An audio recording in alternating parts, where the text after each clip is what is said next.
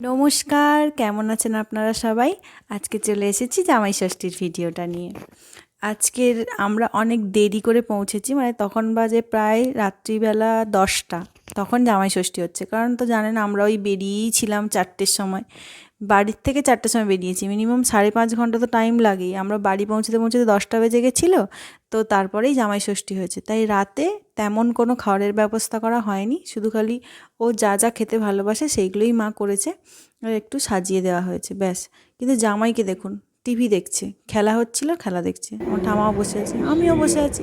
জামাইয়ের কোনো তার ঠিক ঠিকানা নেই, সে তার খেলা দেখে যাচ্ছে। আমরাও তাই ভাবলাম আমরাও বসে থাকি।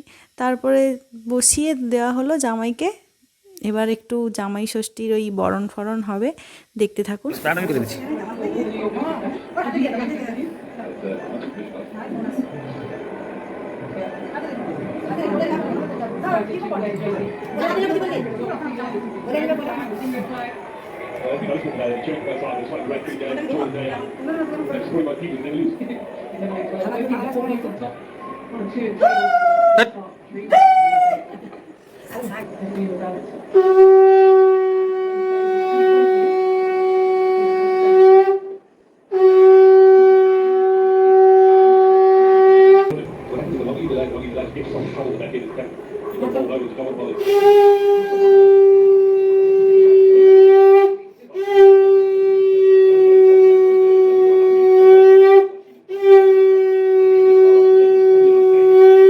বরণ তো চলছে।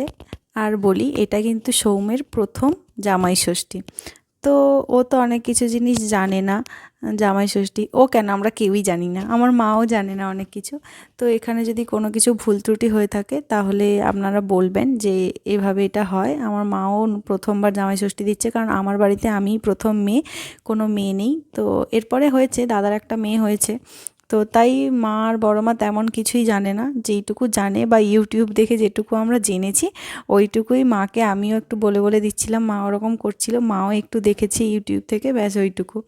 তো কোনো কিছু ভুল থাকলে ক্ষমা করে দেবেন, আর কিছু না। আর যেহেতু আমরা রাত্রিবেলা গেছিলাম, আগে যেরকম বললাম, তাই খাওয়া দাওয়া তেমন রাত্রিবেলা তেমন কিছু ছিল না। তো আমরা হচ্ছে সকালবেলা পরের দিন, যেদিন জামাই ষষ্ঠী ছিল তার পরের দিন দুপুরবেলা, ওই দিন আমার পিসেমশাইয়ের ঘরে সবাইকে নেমন্তন্ন করা হয়েছিল। মানে ওই পিসেমশাইদের 2 দিদি আছে, 2 দিদি, 2 জামাইবাবু, বড়দির 2 মেয়ে, আর পিসিমণি, পেশাবাবু আর ভাই, সবাই মিলে আমাদের বাড়িতে দুপুরবেলা খেতে এসেছিলো। তো সেটাও আমি একটা ছোট্ট ভিডিও করে রেখেছি। আমি এই ভিডিওর পরের দিন ভিডিওতে আমি দেবো, একটা ব্লগে আমি দেবো। ওখানে আমরা খুব মজা করেছিলাম। আর আমি তখন নাচছিলাম, কারণ হচ্ছে সৌম্য কোনো দিন পায়েস খায় না, মানে ও দুধের জিনিস খায় না, শুধু মিষ্টি বাদ দিয়ে। তো পায়েসও খেতে পছন্দ করে না, কিন্তু মা আর বড় মা ওকে 1 চামচ করে পায়েস খাইয়েছে। তাই আমি তখন নাচছিলাম যে ও পায়েসটা তো অ্যাটলিস্ট খেয়েছে। কিন্তু পরে আমি মায়ের কাছে, মানে আমার শাশুড়ি মায়ের কাছে গল্প শুনেছি যে ও জন্মদিনে 1 চামচ করে পায়েস খায়।